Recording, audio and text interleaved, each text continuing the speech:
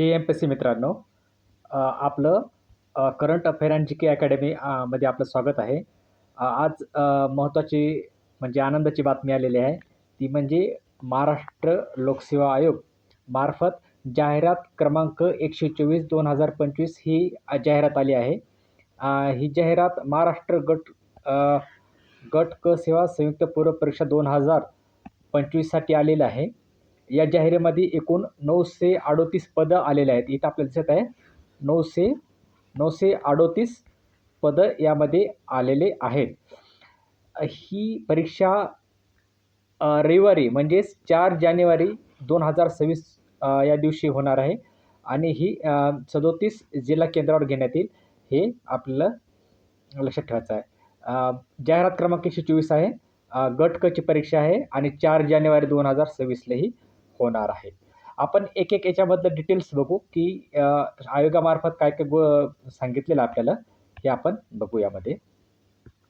सर्वात अगोदर आपल्याला बघायचं आहे की कोणकोणत्या पदासाठी ही जाहिरात आली आहे.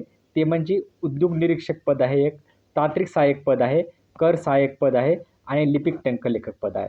तर एकूण पदाचा आपण विचार केला तर 938 पदं आहेत आणि जर वर्गवारीनुसार विचार केला तर उद्योग निरीक्षकसाठी हे 9 पदे आहेत, तांत्रिक सहाय्यकसाठी 4 पदे आहेत, त्याच्यानंतर कर सहाय्यकसाठी 73 पदे आहेत, टंकक लिपिकसाठी टंकलेखकसाठी म्हणजेच लिपिक टंकलेखकसाठी 852 अशा एकूण 938 जागा आपल्याला यामध्ये दिसत आहेत. तर याची आपल्याला तयारी करायची आहे. तर आपण याच्यामधले जे पण स्मॉल डिटेल्स आहेत हे आपल्याला बघायचं आहे. सर्वात अगोदर एकूण पदे किती आहेत तर 938 हे पदे आहेत, हे आपल्याला इथं ध्यानात ठेवायचं आहे. आपण एक गोष्टीमध्ये याच्यामध्ये बघू की याच्यामध्ये आयोगाने आपल्याला काय काय सांगितलं आहे ते आपल्याला इथे समोर दिसेलच. हे बघा आता मित्रो, याच्यामध्ये आपल्याला ध्यानात ठेवायचं आहे की अर्ज सादर करण्याचा कालावधी 7 ऑक्टोबरपासून तर 27 ऑक्टोबरपर्यंत ही वेळ ध्यानात ठेवा. 7 ऑक्टोबरपासून तर 27 ऑक्टोबरपर्यंत हे आपल्याला वेळ दिलेली आहे. त्या वेळेत आपल्याला फॉर्म भरायचा 7 ऑक्टोबर ते 27 ऑक्टोबरपर्यंत, ठीक आहे. आणि त्याच्यानंतर आपण एक ही तारीख ध्यानात ठेवा फक्त. 7 ऑक्टोबरपासून म्हणजे उद्यापासूनच हे चालू होणार आहे. 14 म्हणजेच 2 वाजतापासून हे चालू होणार आहे, ठीक आहे. आता पुढं बघू आपण याच्यातलं एक डिटेल्स बघू की याच्यामध्ये काय काय दिलेलं आहे ते. तर एकदम आपण मुद्देसूद म्हणजे जे कामाच्या गोष्टी आहेत आपण तेच बघणार आहे. जर याच्यामध्ये आपण विचार केला बघू आपण, जसं की PDF बघणार आहे एक गोष्ट. तर याच्यामध्ये बघा सध्या तरी हे 4 पदे आहेत बरं. इथं दिलेलं आहे की हे उद्योग निरीक्षक इथं बघा, उद्योग निरीक्षक, तांत्रिक सहाय्यक, कर सहाय्यक आणि लिपिक टंकलेखक. यामध्ये उद्योग निरीक्षकचं S13 आहे वेतन स्तर, याला S10 आहे, S8 आहे आणि S6 आहे. असं याप्रमाणे तुम्हाला त्याच्याप्रमाणे वर्गवारी केलेली आहे. खाली जर बघायचं झालं आपल्याला तर वयोमर्यादा ही 1 फेब्रुवारी 2026 ही तारीख याने ठरवलेली आयोगाने दिलेली आहे की 1 फेब्रुवारी 2026 पर्यंत तुमची वयोमर्यादा ठरणार आहे. ही खालच्या डिटेल्स आहेत हे तुम्हाला माहीतच असतात की 38 वर्ष असतात आणि ते 43 वर्ष असतात, हे तुम्हाला माहीत असते, ठीक आहे. ही इन्फॉर्मेशन आपण स्किप करू. आता सगळ्यात महत्त्वाचं म्हणजे ही गोष्ट ध्यानात घ्या, शैक्षणिक अर्हता याच्याबद्दल आपण थोडंसं माहिती बघूया. शैक्षणिक अर्हतेमध्ये बघा आता की 1 नंबरला उद्योग निरीक्षक पदासाठी काय, गट क संवर्ग वगळता इतर संवर्गासाठी मान्यताप्राप्त विद्यापीठाची पदवी किंवा महाराष्ट्र शासनाने पदवी समतुल्य म्हणून मान्य केलेली अर्हता हे यामध्ये उद्योग निरीक्षक पदासाठी दिलेले आहे. ठीक आहे. त्याच्यानंतर 2 नंबरला आपल्याला काय दिलेलं आहे की उद्योग निरीक्षक पदासाठी काय गट क संवर्गाकरिता शैक्षणिक अर्हता खालीलप्रमाणे राहील. त्यामध्ये खालीलप्रमाणे कोणती आहे तर याच्यामध्ये म्हणजे स्थापत्य अभियांत्रिकी तसेच स्थापत्य अभियांत्रिकीमधील विषयांच्या गटाशी संलग्न असलेल्या वास्तू, विद्या, नगररचना इत्यादी विषया व्यतिरिक्त म्हणजे सिव्हिल इंजिनिअरिंग, एन्व्हायरमेंट इंजिनिअरिंग, जे सिव्हिल इंजिनिअरिंग रिलेटेड ब्रांचेस असतात ना त्या वगळून दुसऱ्या ज्या पण टेक्निकल पदव्या आहेत अभियांत्रिकीच्या ते यांच्यासाठी मान्य राहणार आहेत. त्याच्यानंतर तिसरी आता हे ब मध्ये बघा, ब मध्ये एक दिलेलं आहे की विज्ञान शाखेतील संविधानिक विद्यापीठाची पदवी म्हणजे विज्ञान शाखेतील पदवीधारक असला पाहिजे. कोणत्या पदासाठी उद्योग निरीक्षक. उद्योग निरीक्षक सगळ्यात महत्त्वाची गोष्ट म्हणजे काय स्थापत्य अभियांत्रिकी नाही येणार आणि त्याला विज्ञान शाखेची विद्यापीठाची पदवी लागणार आहे. त्याच्यानंतर 3 नंबरचं बघायचं आपल्याला पदवीच्या शेवटच्या वर्षात परीक्षेत बसलेले उमेदवार हे बघा इथं पूर्व परीक्षेच्या प्रवेशासाठी पात्र असतील परंतु मुख्य परीक्षेकरता अर्हता प्राप्त ठरल्यास मुख्य परीक्षेच्या प्रवेशासाठी विहित पद्धतीने अर्ज सादर करण्याच्या अंतिम दिनांकापर्यंत पदवी परीक्षा उत्तीर्ण होणे अनिवार्य राहील. म्हणजे तुम्ही जर फायनल इयरला असाल 3 नंबरचं काय सांगते तुम्ही जर फायनल इयरला असाल तर तुम्ही प्रिलिम ही परीक्षा देऊ शकता, पूर्व परीक्षा देऊ शकता. पण ज्यावेळेस तुम्हाला मेन्स द्यायचे आहे आणि त्यावेळेस तुम्हाला जे कागदपत्र मागतील तर त्यावेळेस तुमच्याकडं हे प्रमाणपत्र असणं अनिवार्य आहे. हे त्याच्यासाठी 3 नंबरची रिक्वायरमेंट आहे. 4 नंबरला काय म्हणते अंतर्वासिता किंवा कार्यशाळेतील प्रत्यक्ष कामाचा अनुभव असेल अशा पदवीधारकाने ती अट मुख्य परीक्षेचा अर्ज माहिती स्वीकारण्याच्या विहित दिनांकापर्यंत पूर्ण केली पाहिजे. म्हणजे काय मुख्य परीक्षेची अट घातलेली आहे. मुख्य परीक्षेच्या वेळेस तुम्हाला ती अट पूर्ण करायची असं 4 मध्ये सांगितलं आहे. 5 मध्ये सामान्यच अट आहे की मराठी भाषेचे ज्ञान आवश्यक आहे. ठीक आहे. जर तुमच्याकडे जर 10वीला जर समजायचं मराठीचं नसेल तर तुम्ही त्याला एलिजिबल राहणार नाही हा याचा सामान्य अर्थ होतो त्याचा. आता एक टंकलेखक अर्हता काय याची एलिजिबिलिटी क्रायटेरिया टंकलेखकची तर बघा कर सहाय्यक एक दिले आणि लिपिक टंकलेखक हे 2 क्रायटेरिया दिलेत. म्हणजे कर सहाय्यक एक आणि लिपिक टंकलेखक. तर कर सहाय्यक बघू आपण. कर सहाय्यक काय म्हणते की मराठीचा किती वेग पाहिजे किमान 30 शब्द आणि हा शब्द महत्त्वाचा आहे बघा. आणि शब्द महत्त्वाचा आहे म्हणजे मराठी आणि इंग्लिश. मराठीसाठी 30 आहे आणि इंग्लिशसाठी 40 आहे. हा स्पीड पाहिजे तुमचा कर सहाय्यकासाठी. म्हणजे मराठी कंपल्सरी आहे आणि इंग्लिश दोन्ही पण तुम्हाला लागणार आहे. पण जर लिपिक टंकलेखकचा जर विचार केला तर इथं किंवा शब्द वापरला बघा. हा किंवा शब्द वापरला आहे. म्हणजे काय तुम्हाला की मराठीसाठी 30 शब्द आणि इंग्रजीसाठी 40 शब्द. याच्यामध्ये किंवा आहे आणि याच्यामध्ये आणि आहे. म्हणजे याच्यामध्ये तुम्हाला दोन्ही पण लागणार आहे आणि याच्यामध्ये तुम्हाला एकतर मराठी लागेल किंवा एकतर इंग्लिश लागेल. एक जरी असलं तरी तुमचं काम होऊन जाईल. ठीक आहे. आता आपण पुढं बघू खाली काय काय दिलेलं आहे. तर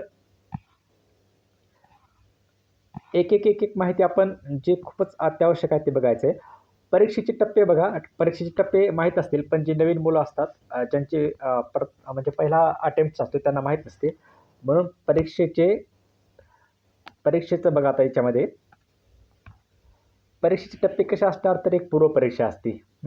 पूर्व परीक्षा 100 मार्काची असते आणि 100 गुण असतात आणि ते 1 घंट्यामध्ये तुम्हाला सॉल्व करायचं असते. ठीक आहे. आणि मुख्य परीक्षेचा जर विचार केला तर ते 400 गुणाची परीक्षा असते. हे सगळ्यांनाच माहीत आहे. पद कोणकोणते तुम्हाला अगोदर पण मी सांगितलं आहे. एक तर उद्योग निरीक्षक, तांत्रिक सहाय्यक, कर सहाय्यक आणि लिपिक टंकलेखक हे 4 पदासाठी हे ॲड आलेले आहे. ठीक. आता आपल्याला खाली काय काय दिलं आपण एक थोडंसं बघूया.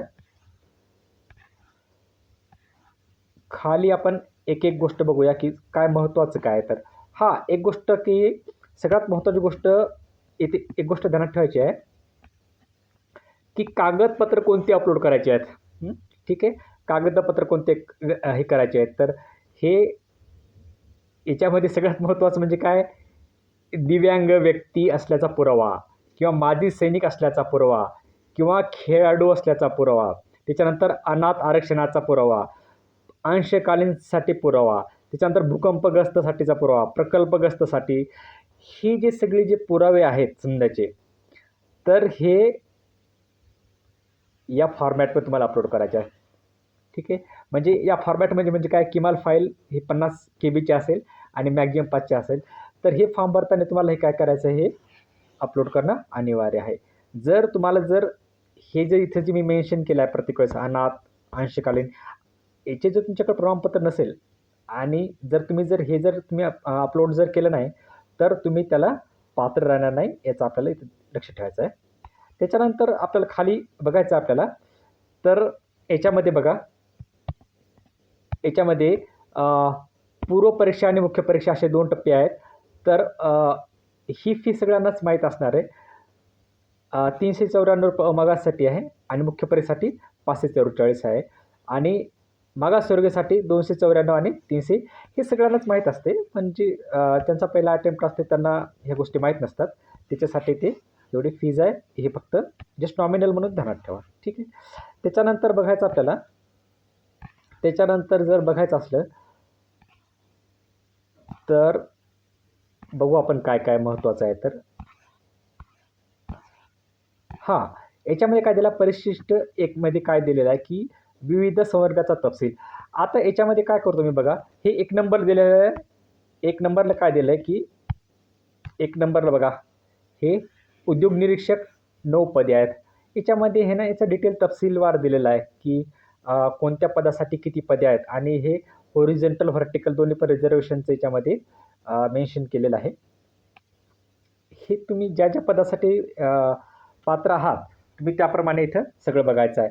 या परीक्षेमध्ये सगळ्यात महत्त्वाचं म्हणजे की आपण मागच्या वर्षीची जी परीक्षा होती, त्याच्यामध्ये फक्त काही सिलेक्टेड प्रवर्गासाठी आपली ॲड आलेली होती.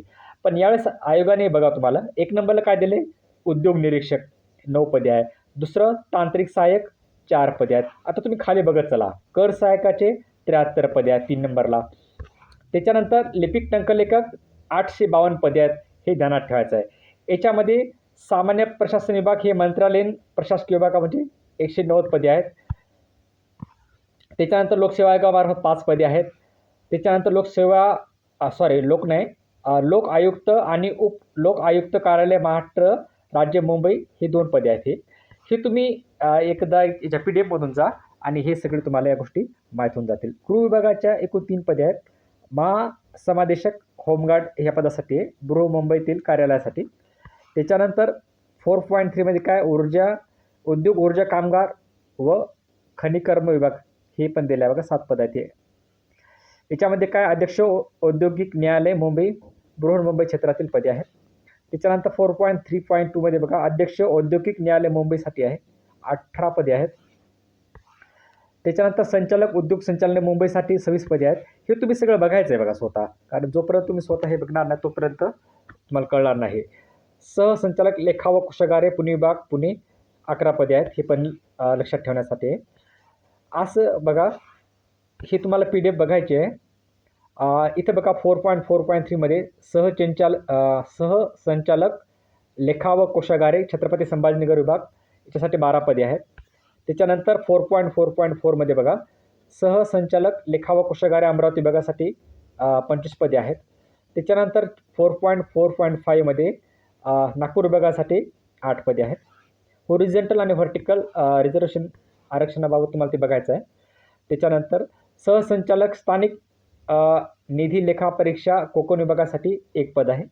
त्याच्यानंतर हे विमा संचालनालयासाठी 9 पदे आहेत. विधी व न्याय विभाग याच्यासाठी किती आहे, सरकारी वकिलांचे कार्यालय उच्च न्यायालय अपील शाखा मुंबई 8 पदे आहेत. हे सगळं झालं की मला तुम्हाला अजून एक नवीन जे पोलीस भरतीचे अभ्यास करतात, काही सरळ सेवेचे अभ्यास करतात किंवा ग्रामीण भागातले जे मुलं करतात आणि त्यांना असं वाटतं की ग्रुप सीचा पण फॉर्म भरायला पाहिजे की नाही.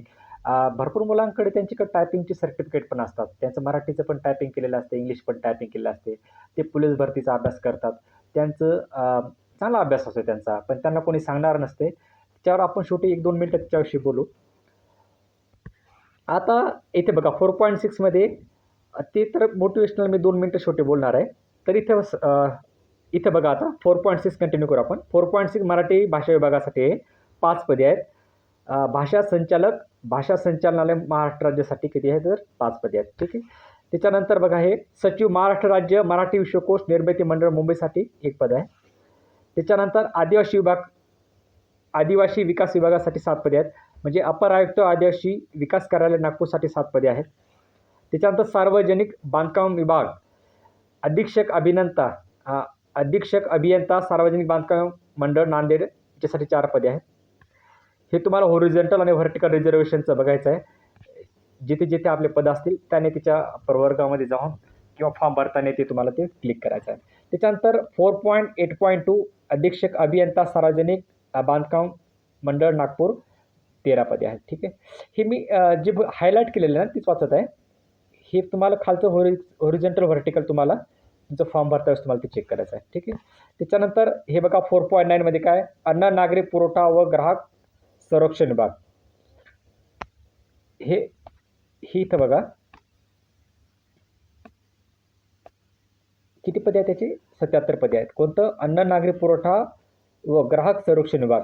म्हणजे या जाहिरातीमध्ये आपल्याला खूप दिसत आहे की खूप विभागाने म्हणजे याचं सेपरेट जागा दिलेल्या आहेत.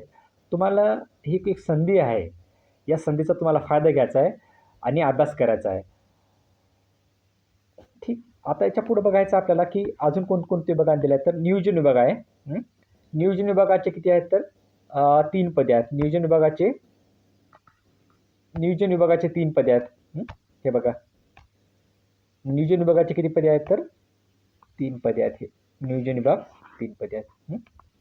त्याच्यानंतर पुढे बघू आपण सामाजिक न्याय विशेष सहाय्य विभाग 63 पदे आहेत. किती पदे आहेत हे सामान्य न्याय विशेष सहाय्य विभाग याच्यामध्ये काय पुण्यासाठी बघा हे 63 पदे आहेत हे. त्याच्यानंतर पर्यटन व सांस्कृतिक या विभागासाठी 6 पदे आहेत. त्याच्यानंतर बघा हे मुंबईसाठी आहे कार्यकारी संपादक व सचिव 2 पदे आहेत. महसूल व वन विभागासाठी याच्यामध्ये नोंदणी महानिरीक्षक व मुद्रांक नियंत्रक नोंदणी मुद्रांक विभाग मुंबई याच्यासाठी 316 खूप पदे दिलेले त्यामध्ये हे. आणि प्रत्येक हॉरिझॉन्टल व्हर्टिकल रिझर्वेशनमध्ये पण चांगले पद दिसत आहेत. तुम्हाला याचा चांगल्या प्रकारे अभ्यास करायचा आहे. ठीक आहे. आता हे परिशिष्टमध्ये हे काही जास्त महत्त्वाचं नाही. ठीक आहे. आता मला तुम्हाला जे काय ग्रामीण भागातले जे मुलं आहेत की त्यांना या परीक्षेविषयी थोडंसं कमी माहीत असते किंवा जे पोलीस भरतीचे मुलं आहेत त्यांना ही परीक्षाविषयी थोडंसं कोणी सांगत नाही, त्यांना कोणी बोलत नाही, परीक्षेचा फॉर्म भर असं कोणी म्हणत नाही, त्यावेळेस आपण 2-3 मिनटं चर्चा करूया. आणि मला एक सांगायचं आहे की जे पोलीस भरतीचे मुलं असतात त्यांचा अभ्यास खूप चांगला झालेला असतो. त्यांचं मॅथ पण चांगलं असते. त्यांना फक्त थोडंसं MPSCचं थोडंसं पुश करायची गरज आहे थोडीशी. त्यांना जर कोणी जर सांगितलं मार्गदर्शन जर केलं आणि त्यांना जर विशेष म्हणजे चांगल्या जर नोट्स वगैरे जर भेटल्या तर त्यांना या परीक्षेमध्ये यश येऊ शकते. काही तर असे मुलं आहेत की त्यांच्याकडं म्हणजे टायपिंगचे सर्टिफिकेट आहेत, मराठीचं सर्टिफिकेट आहे, इंग्लिशचं सर्टिफिकेट आहे, तरी पण ते अभ्यास करत नाहीत किंवा MPSCचा अभ्यास करत नाहीत. कदाचित त्यांना भीती वाटत असेल की आपण जर नापास झालो तर आपल्याला कोणी काय बोलाल. पण एक गोष्ट ध्यानात ठेवा, तुम्ही काय केलं तरी तुम्हाला कोणतरी नाव ठेवणारच आहे, की नाही केलं तरी तुम्हाला नाव ठेवणारच आहे. त्याच्यापेक्षा एक संधी जीवनातली एक संधी आहे. जर तुम्ही त्या संधीचं जर सोनं केलं तर तुमच्या जीवनामध्ये खूप क्रांती येऊ शकते आणि तुम्ही तुमच्या कुटुंबासाठी एक आदर्श व्यक्ती बनू शकता. तुमच्या गावासाठी तुम्ही आदर्श व्यक्ती बनू शकता. MPSCमधून जर एखादं जर पद काढलं तुम्ही तर तुम्ही जरी ग्रुप Cमध्ये पास झाला असाल पण याचंच मार्गदर्शन घेऊन तुमच्या गावातील खूप सारे मुलं क्लास 1 पण होऊ शकतात किंवा तुमच्या मुलाचं पण ते पण म्हणतील की बाबा आपले पप्पा MPSC काढलेली आहे आणि आपण तसा अभ्यास केला पाहिजे. तर हा एक आहे ना पॉझिटिव्ह एन्व्हायरमेंट याच्यामध्ये निर्माण होते. त्याच्यामुळे पोलीस भरतीच्या पोरांनी काय करायचं आहे म्हणजे माझं तर प्रत्यक्ष म्हणणंच आहे की जेवढे पण पोलीस भरतीचे सरळ सेवेचे विद्यार्थी आहेत ज्यांनी MPSCचा अजून फॉर्म भरला नाही, ज्यांनी प्रोफाईल क्रिएट केली नाही, त्यांनी सगळ्यात पहिले काय करायचं की त्यांची प्रोफाईल क्रिएट करायची आहे, MPSCचा फॉर्म भरायचा आहे आणि MPSCचा अभ्यास करायचा आहे. अभ्यास काही वेगळा नाही, तुम्हाला फक्त थोडासा जास्त अभ्यास करायचा आहे. तुमच्यामध्ये आणि MPSCच्या मुलामध्ये काहीही फरक नाही. जर उदाहरण द्यायचं जर झालं तर मी अशी कितीतरी उदाहरणं देता येतील की पटवारी लेवलचे मुलं IPS पण झाले आहेत. जसं की तुम्हाला राजस्थानमध्ये एक उदाहरण होतं की पटवारी झालेल्या मुलगा नंतर ग्रामसेवक झालेला आहे, नंतर तहसीलदार झालेला आहे, नंतर डेप्युटी कलेक्टर झाले, नंतर IPS झालेला आहे. हे हे अशा प्रकारचं उदाहरणं खूप असे कितीतरी उदाहरणं देता येतील. महाराष्ट्रामध्येच तुम्हाला भरत आंधळे सरांचं उदाहरण देतो. ते ITIचं काम करत होते आणि ITIचं काम करता त्यांच्यासोबतचे मित्र खूप चांगले होते आणि ते मित्र खूप चांगले असल्यामुळं ते मित्रासोबत राहू त्यांचं ते ऐकत होते अभ्यास करताना आणि एक ITIमध्ये कंपनीमध्ये काम करणारा मुलगा नंतर IPS होतोय. नंतर तर त्यांनी IRS जॉइन केल्यानंतर. पण म्हणजे जर ग्रुप सी लेव्हलचा किंवा ITI लेव्हलचा जर IRSपर्यंत व्यक्ती जात असेल, IPS बनत असेल किंवा तुम्ही म्हणसाल की एखादा व्यक्ती असेल. बरं असं पण आहे UPSCवाले पोरं पण कधी MPSCचा राज्यसेवेचा अभ्यास करतात. राज्यसेवेचे पोरं ग्रुप बीचा पण फॉर्म भरतात. ग्रुप बीवाले ग्रुप सीचा पण फॉर्म भरतात. सांगत नाही कोणी कोणाला, पण हे सगळं पॅरलली चालू असते हे. म्हणून तुमच्या डोक्यात एक ध्यानात ठेवायचं आहे की निगेटिव्हिटी बिलकुल यायची नाही. तुमच्याकडे जर प्रमाणपत्र असेल तर तुम्ही 100% हा फॉर्म भरायचा आहे, अभ्यास करायचा आहे आणि जर परीक्षा निघाली तर तुम्ही तुमच्यासाठी, तुमच्या कुटुंबासाठी, तुमच्या गावासाठी एक आदर्श व्यक्ती म्हणून निर्माण व्हाल आणि याच्यामुळं खूप सारी क्रांती होईल आणि तुमच्या परिवाराचं कल्याण होईल. तुमच्या वडिलांचा एक चेहरा बघायचा परीक्षा पास झाल्यावर, तो खूप आनंदमयी झालेला दिसेल तुम्हाला. म्हणून ही जी परीक्षा आहे, या परीक्षेमध्ये 938 जागा आहेत. हे पहिल्या पानावर तुम्हाला दिसत आहे. एकदा पुन्हा मी सांगतो. ह्या 938 जागा आहे. याचं तुम्हाला सोनं करायचं आहे. 4 जानेवारी 2026 ही परीक्षेची तारीख आहे. 4 जानेवारी 2026. तुम्हाला खूप वेळ आहे. या वेळेमध्ये तुम्ही अभ्यास करू शकता आणि हे 4 पदं आहेत हे. याच्यासाठी तुम्ही नक्कीच फॉर्म भरायचा आहे, अभ्यास करायचा आहे, मार्गदर्शन घ्या, YouTubeवरचे व्हिडिओ बघा. तुम्हाला मी अजून एक गोष्ट सांगतो. आता तुम्हाला आहे ना खूप डिस्ट्रॅक्शन येतील म्हणजे YouTubeवरवाल्याचे. ते काय करणार माहिती आहे का, YouTubeवर व्हिडिओ टाकणार, तुम्हाला नुसते बॅचेस सांगणार.